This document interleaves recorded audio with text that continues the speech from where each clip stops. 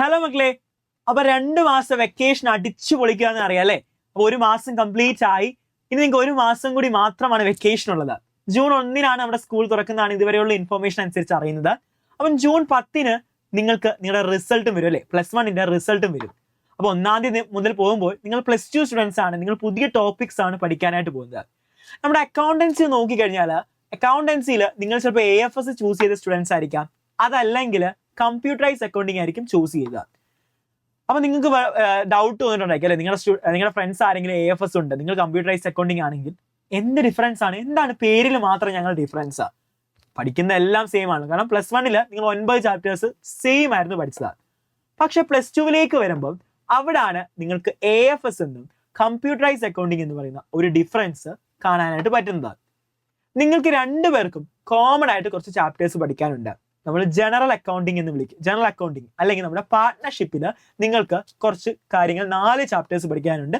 2 കൂട്ടർക്കും പഠിക്കണം. AFS എടുത്താലും പഠിക്കണം, കമ്പ്യൂട്ടറൈസ് അക്കൗണ്ടിങ് എടുത്താലും പഠിക്കണം. 4 ചാപ്റ്റേഴ്സ്. ഒരു വലിയ ടെക്സ്റ്റ് ആണ്, 4 ചാപ്റ്റേഴ്സ് മാത്രമേ പഠിക്കാനുള്ളൂ. അപ്പോൾ 1 വർഷം കൊണ്ട് 4 ചാപ്റ്റേഴ്സ് ആണ് നിങ്ങൾ പഠിക്കുന്നത്.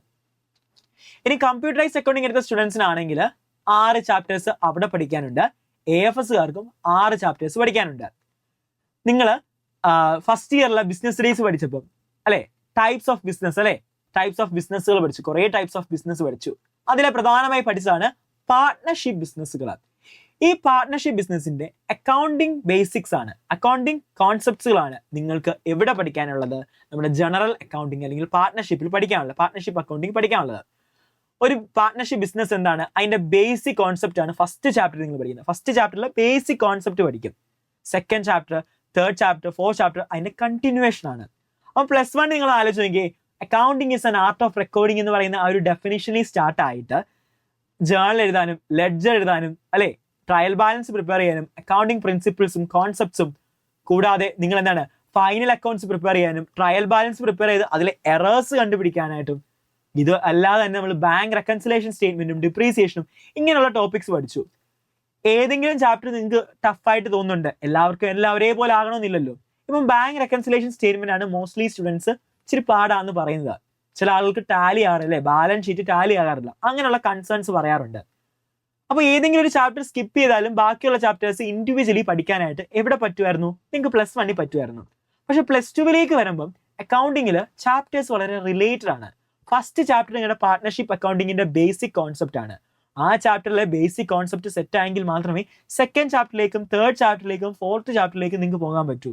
കണ്ടിന്യൂസ് ആയിട്ടാണ് ചാപ്റ്റേഴ്സ് വരുന്നത്.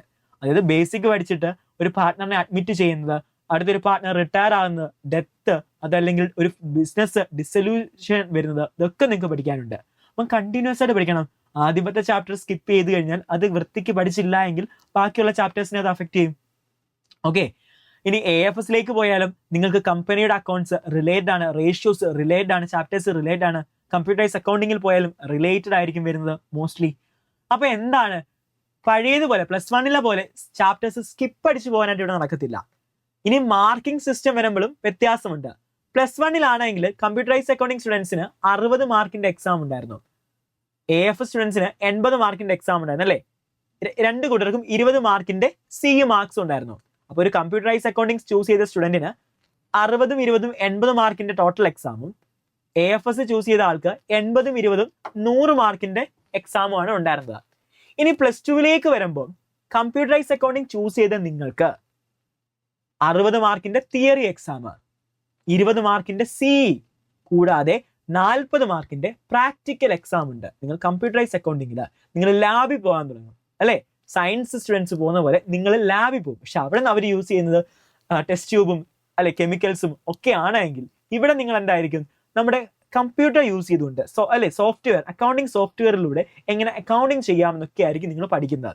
അക്കൗണ്ടിങ് റിപ്പോർട്ടുകളൊക്കെ പ്രിപ്പയർ ചെയ്യാൻ സിസ്റ്റത്തിന്റെ സോഫ്റ്റ്വെയറിന്റെ ഒക്കെ സഹായത്തോടെ അതാണ് നിങ്ങൾ ഇവിടെ പഠിക്കാനായിട്ട് പോകുന്നത്.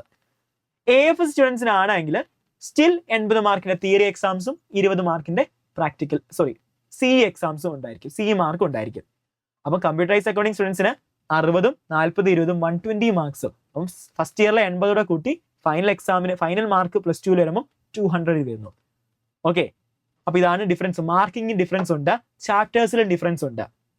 അപ്പൊ നിങ്ങൾക്ക് പഴയതുപോലെ ഏതെങ്കിലും 1-2 ചാപ്റ്റേഴ്സ് സ്കിപ്പ് ചെയ്താലും പാസ്സായി പോകാനായിട്ട് പറ്റുന്ന രീതിയല്ല, ബേസിക്സ് നല്ല രീതിയിൽ മുന്നോട്ട് പോകേണ്ടതായിട്ടുണ്ട്.